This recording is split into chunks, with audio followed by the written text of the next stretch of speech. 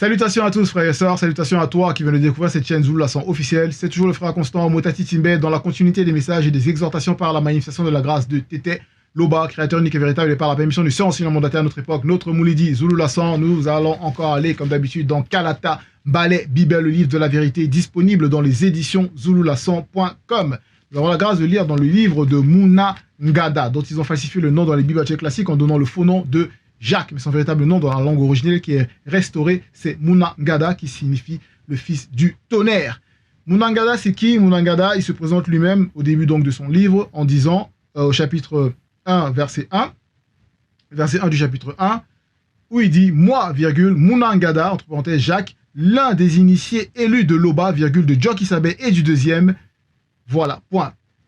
Donc, il est un initié élu de Djokisabe et du deuxième, mais aussi de Loba, qui est créateur unique et véritable. Et Djokisabe, c'est qui? C'est le véritable Christ noir dont ils ont falsifié l'histoire dans les bibliothèques classiques, voilà, en inventant ce personnage qui n'a jamais existé, ce menteur, voilà, de Jésus, JC, voilà, toute cette aberration, ce mensonge.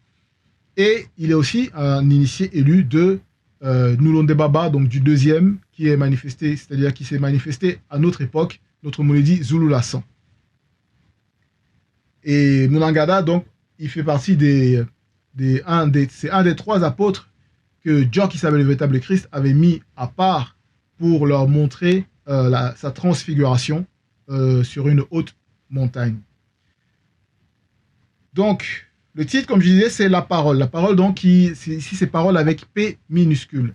Cette parole, donc, qui nous permet de nous exprimer au quotidien pour faire comprendre, transmettre des informations, exprimer que ce soit des souffrances, que ce soit des désirs, que ce soit des pensées, nos aspirations, voilà.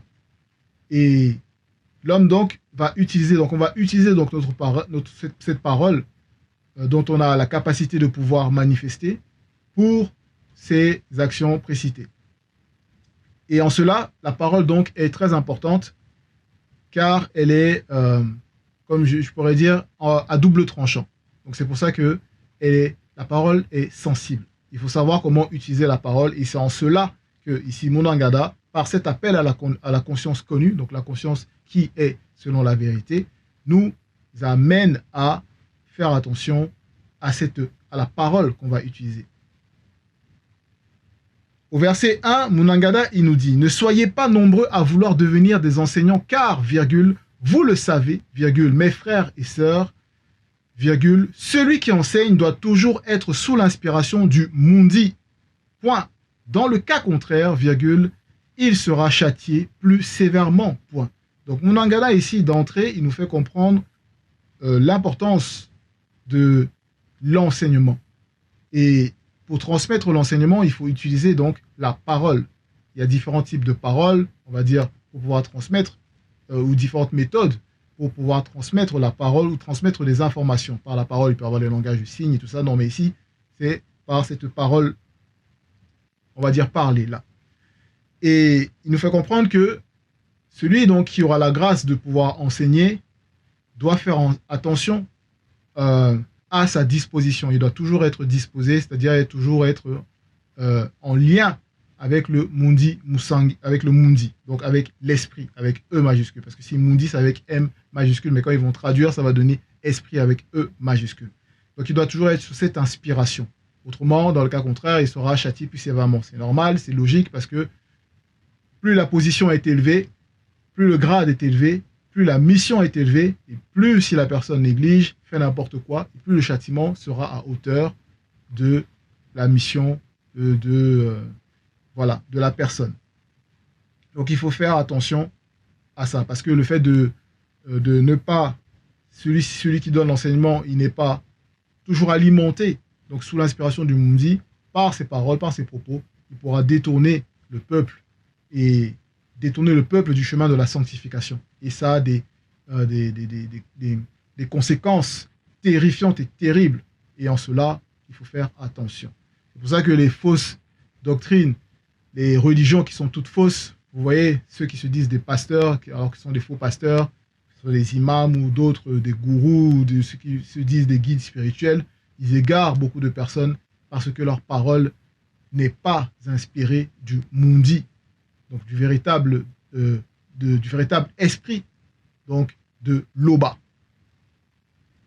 qui est créateur unique et véritable.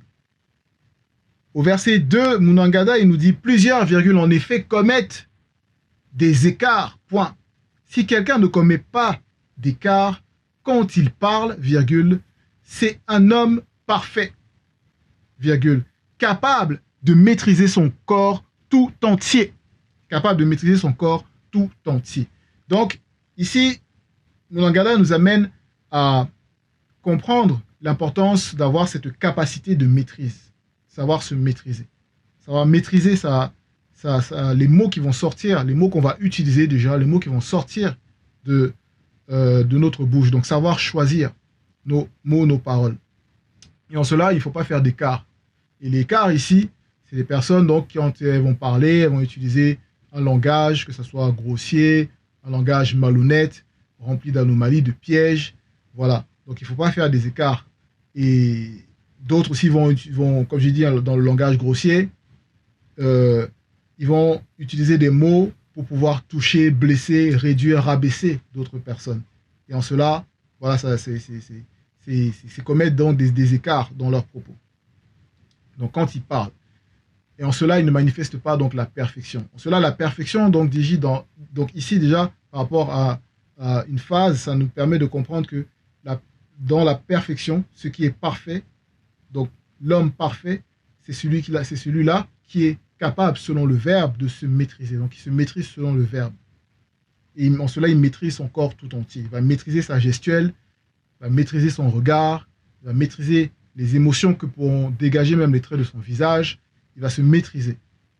Il va se maîtriser. Pour pas qu'il y ait un langage, on va dire un langage négatif qui soit manifesté.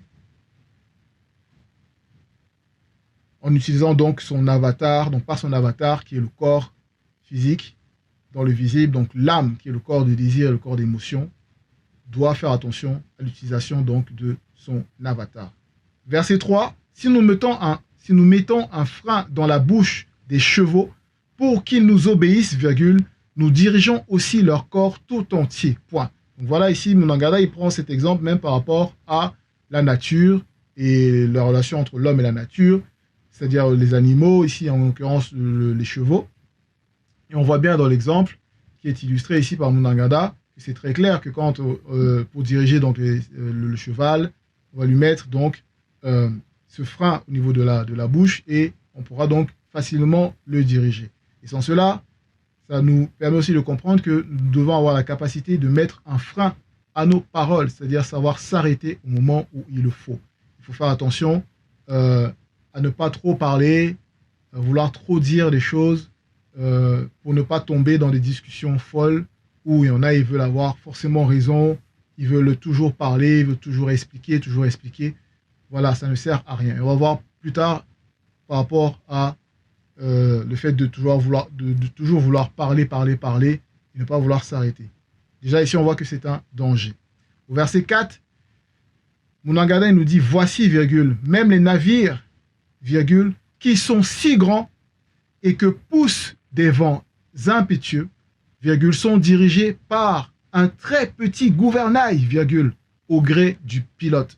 Pour ce verset 5, il en va de même pour la parole qui sort de l'homme, elle est insignifiante si elle n'est pas inspirée par le mundi, donc l'esprit, avec E majuscule.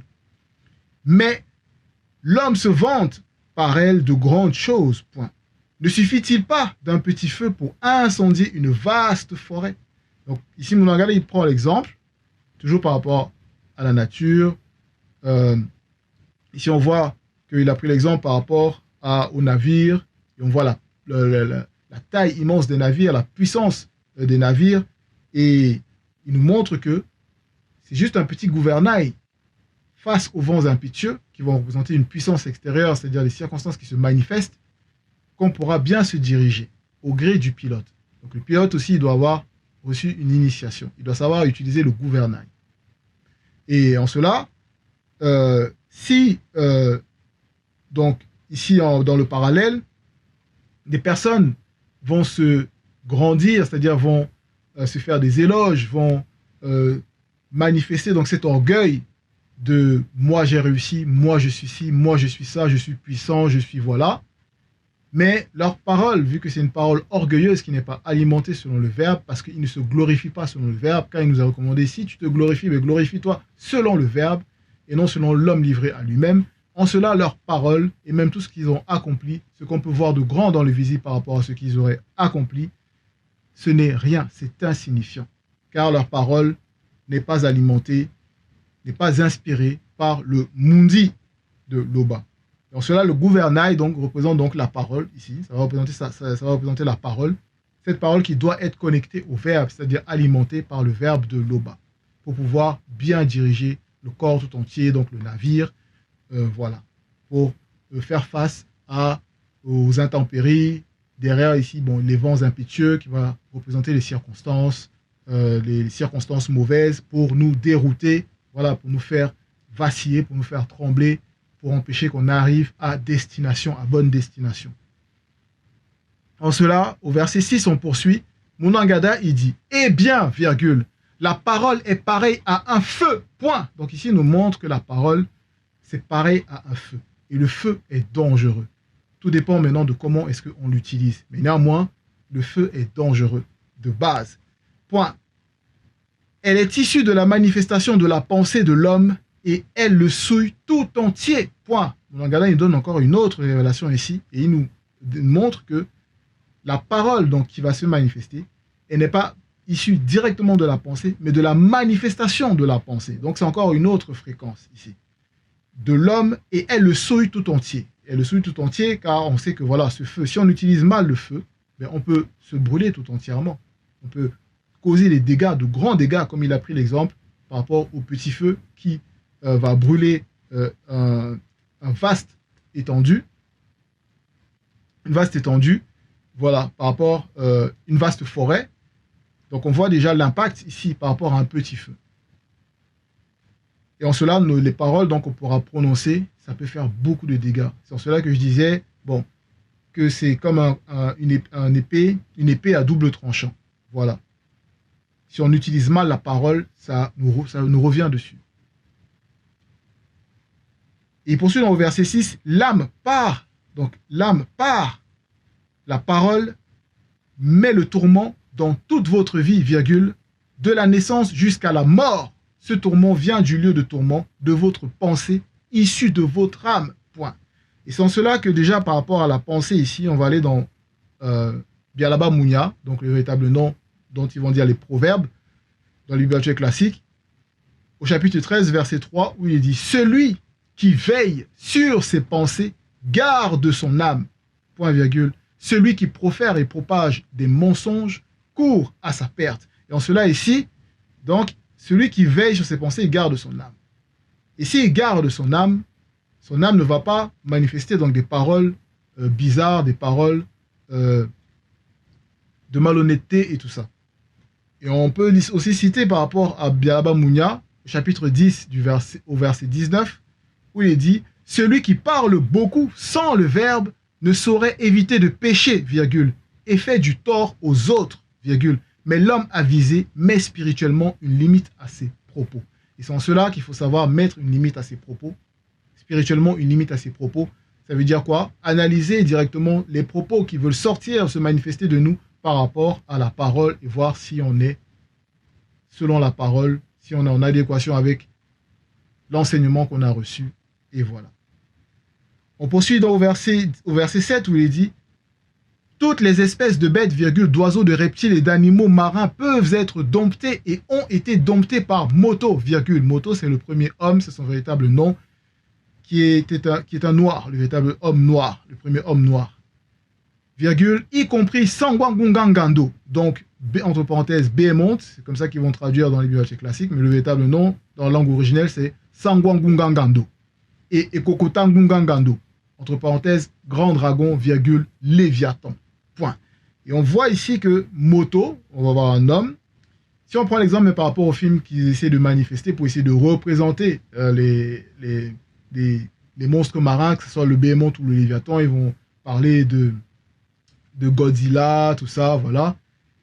Si on voit déjà le rapport de taille et de puissance, si on voit un homme devant, qu'est-ce qu'il peut faire face à Godzilla? Mais ici, on nous montre que Moto, il domptait.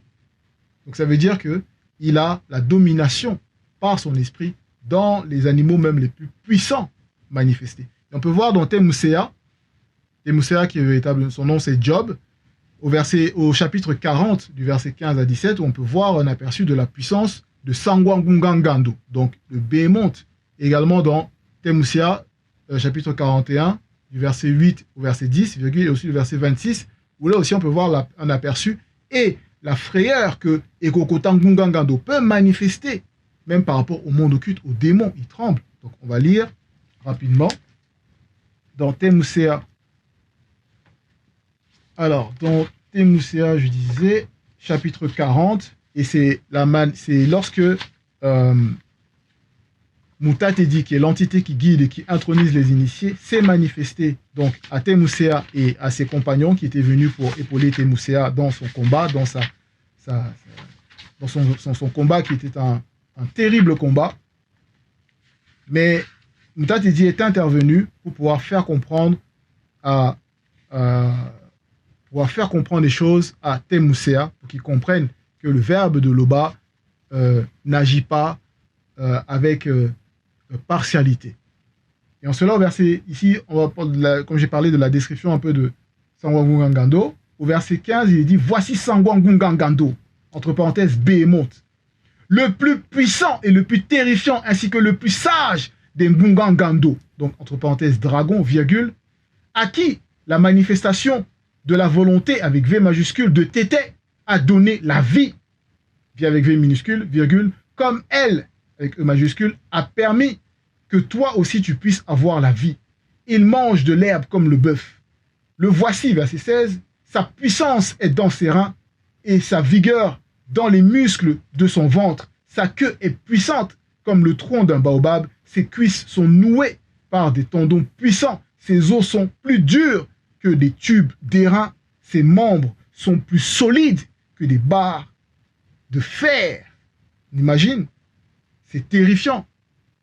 Mais Moto domine, donc la domination, la puissance dans l'esprit de Gungangando, Sangwangungangando. Il est la toute première créature semi-spirituelle et semi-astrale et semi-physique créée par la manifestation de la volonté de Tété dans le visible. Il est le chef-d'œuvre de tous les animaux physiques. Il est pourvu de puissance surpassant l'arme destructrice, arme thermonucléaire. Et pour Ekokotangungangando, c'est tout aussi puissant. Comme on peut voir au verset 8 du chapitre 41, provoque-le, par rapport à Ekokotangungangando, c'est toujours Mutatedi qui parle, il dit provoque-le, virgule, et tu verras. Tu te souviendras de sa réaction. Tu ne vas plus jamais recommencer. Verset 9, tout espoir de le vaincre est trompeur. Verset 10, à son seul aspect, virgule, même les démons de tout rang, sont terrassés. Verset 26, c'est en vain qu'on l'attaque avec l'épée, la lance, le javelot, la cuirasse, même l'arme destructrice, entre parenthèses, arme thermonucléaire, qui est déjà connue par les initiés, que les blancs et les sans mêlés connaîtront que dans des temps futurs, virgule, ne peuvent rien faire face à la puissance divine des Ekokotangungangando. Voilà. Donc c'était cet exemple-là par rapport à ici au verset quand il est question de toutes les espèces de bêtes et ces monstres marins-là. On voit que il n'y a que le verbe qui permet de dominer dans le visible sur des puissances les plus extrêmes, les plus terrifiantes que l'Oba, par la manifestation de sa volonté, a créé. Donc ici, dominer, ce n'est pas dominer selon l'homme livré à lui-même, c'est la domination selon la vérité que Moto et Muto avaient par rapport aux animaux. Quand on peut voir dans Origine 2, chapitre 2, verset 19 par rapport à Moto. Au verset 8, il est dit « Mais la parole de l'homme livré à lui-même ne peut le sauver du châtiment divin, divin avec D majuscule. Elle est contradictoire et remplie d'anomalies, virgule, et elle est un instrument utilisé pour donner une sentence de mort. Donc on voit ici que Munangada il nous dit que la parole de l'homme livrée à lui-même, en fait, elle n'est rien. Elle ne permet pas non seulement de le sanctifier, de l'amener à marcher spirituellement selon le verbe de Loba. Et en cela, si tu ne marches pas selon le verbe de Loba, tu ne peux pas t'écarter du châtiment divin. Parce qu'il n'y a pas d'effet sans cause. Il n'y a pas de juste milieu entre la vérité et le mensonge. Non. Ou quelqu'un pourrait se dire, oh non, je marche un peu dans la vérité, après je marche un peu dans le mensonge, voilà, et essayer de dandiner comme ça. Non. C'est soit tu es dans la vérité, soit tu n'es pas dans la vérité. Et en cela, tu peux pas, si tu n'es pas dans la vérité, tu ne peux pas échapper au châtiment divin. Car à la fin, chaque homme, tout le monde, c'est-à-dire ceux qui ne marchent pas selon la vérité, ils vont rendre compte de ce qui manifeste dans le visible. Ce qu'ils auront manifesté dans le visible. Donc en cela, il faut analyser les paroles, les propos des personnes pour voir s'il n'y a pas de contradiction ni d'anomalie, pour ne pas tomber dans le piège. Il faut nous-mêmes nous examiner pour qu'on ne manifeste pas des propos contradictoires ni avec des anomalies. Au verset 9, il est dit « Par elle, vous l'utilisez pour louer Loba ». Donc par la parole, donc les propos que les personnes vont dire, vous l'utilisez pour louer Loba, virgule. Et par elle, vous maudissez les hommes, point. Donc on voit qu'il y a beaucoup de personnes qui vont maintenant aussi venir dire gloire à Loba, se dire de la vérité et tout ça, mais ils vont honorer Loba par leur bouche, donc par la parole, mais ils n'auront pas cette conscience du cœur qui est dans l'alliance, donc qui est circoncis selon la vérité. C'est en cela aussi que Munangada, il nous dit ici, que des personnes, parce que ces personnes vont dire gloire à Loba, mais derrière, dans leur quotidien, vont manifester l'antivérité, vont haïr d'autres personnes, vont maudire, c'est-à-dire mal parler, faire du kongosa, rabaisser, insulter, voilà, que ce soit de diverses manières. Donc en cela, ce n'est pas selon la vérité, c'est agir de manière hypocrite, donc dans l'hypocrisie. Au verset 10, Munangada, il nous dit « De la même bouche sortent la bénédiction avec B minuscule, virgule, non, et la malédiction selon le visible. » Point, je relis. « De la même bouche sortent la bénédiction et la malédiction selon le visible. » Point. Il ne faut pas, mes frères et sœurs, qu'il en soit ainsi. Donc c'est une recommandation très importante que Munangada ici il nous donne. Parce que de la même bouche, on ne doit pas, ici quand il parle de bénédiction, parce qu'il y en a, ils vont peut-être donner des bénédictions pour que ce soit des business ou des projets puissent se manifester. Mais dès qu'il y a une anomalie, dès qu'il y a, on va dire, un souci, un problème, là, les personnes maintenant se retournent et vont insulter, calomnier, là, ils vont maudire, voilà, ils vont mal parler et ils vont, selon eux, dire « Ah, je t'ai donné ma bénédiction, je retire ma bénédiction », tout ça, vous voyez, donc ils sont en contradiction. C'est des personnes donc, qui sont indécises. Des personnes indécises. En cela, oui, comme je disais, Munangada il nous dit « Il ne faut pas, virgule, mes frères et sœurs, qu'il en soit ainsi. » Donc, dans notre marche de la sanctification, on doit vraiment s'examiner, prendre du recul pour veiller à ce qui sort de nos bouches, de nos bouches, oui. On doit veiller à nos paroles. Et il nous explique le pourquoi. Au verset 11, « La source sacrée fait-elle jaillir par la même ouverture l'eau douce et l'eau amère ?» Point d'interrogation. Donc la source sacrée. Donc une origine, bon, d'où quelque chose va se manifester, va sortir. Et ici sacré, donc purifié, nettoyé, consacré, selon le verbe de Loba et pour le verbe de Loba, c'est-à-dire à manifester la vérité. Et si cette source-là va envoyer, donc on va dire, on peut prendre l'exemple l'eau chaude et l'eau froide, ou on peut prendre l'exemple ici, comme il a dit, de l'eau douce et de l'eau amère, donc en même temps, où va manifester de l'eau douce et après de l'eau amère, c'est-à-dire qui va représenter donc la contradiction par rapport aux propos. Donc non, cette source sacrée, au verset 12, il poursuit, il nous dit « Un manguier, virgule, mes frères et sœurs, peut-il produire naturellement des avocats ?» Point d'interrogation. Donc il prend encore un autre exemple par rapport toujours à la nature. Le manguier, on sait que voilà, ça va produire des mangues. Mais naturellement, est-ce qu'il va produire des avocats? Ici, Mulangada, il sait que il peut avoir des manipulations génétiques, du génie génétique pour essayer de faire des modifications, pour essayer de manifester des abominations. Mais ici, il nous dit, à la suite du verset 12, la source sacrée doit seulement produire de l'eau douce. Point. Donc, il y a un choix. Quand on entre, on a reçu la grâce de marcher selon la vérité, on doit demeurer dans ce choix, de refléter ce qu'on a reçu comme enseignement. L'enseignement qu'on reçoit, ça émane d'au-delà de la source sacrée même. Et cet enseignement, donc, est plus que de la douceur. Et on doit refléter cette douceur par nos paroles. En cela, ce qui symbolise ici, donc, produire de l'eau douce. Donc, il faut laisser le Verbe purifier entièrement notre source. Voilà. Afin qu'elle soit sacrée, consacrée, à manifester les paroles de vérité. Donc, selon la vérité. Voilà, c'était l'exhortation, frères et sœurs. Tété Loba, créateur unique et véritable, est toujours glorifié. Ainsi soit-il.